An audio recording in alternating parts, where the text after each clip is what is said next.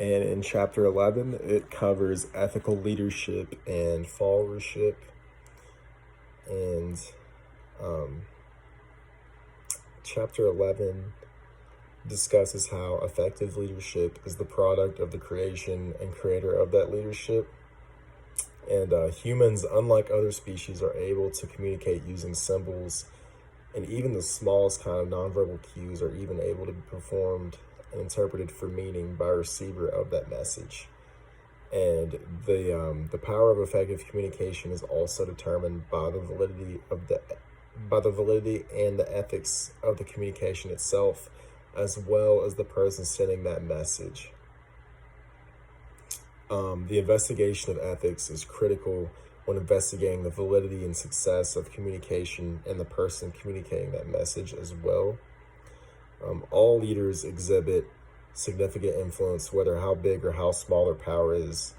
An educational writer named Parker Palmer uses this metaphor when describing the importance of leadership and communication. He describes a moral versus moral leadership the contrast being as sharp as the difference between light and dark, and even heaven and hell. A leader is a person who has an unusual degree of power to create the conditions under which people must live and move.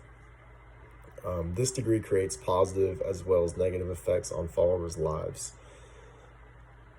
This power creates a way for followers to unite under leadership or even rebel and go against what the leader has to say.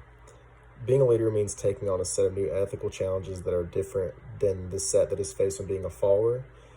And these dilemmas and how they are faced truly define how successful someone is as a leader and how their effect is on their followers. Being a leader also tends to also have advantages such as having more access to information than the amount of followers are exposed to. And how leaders get their information is a very important factor in the ethical part of leadership, because if leaders are getting legitimate information, they are gaining legitimate followers.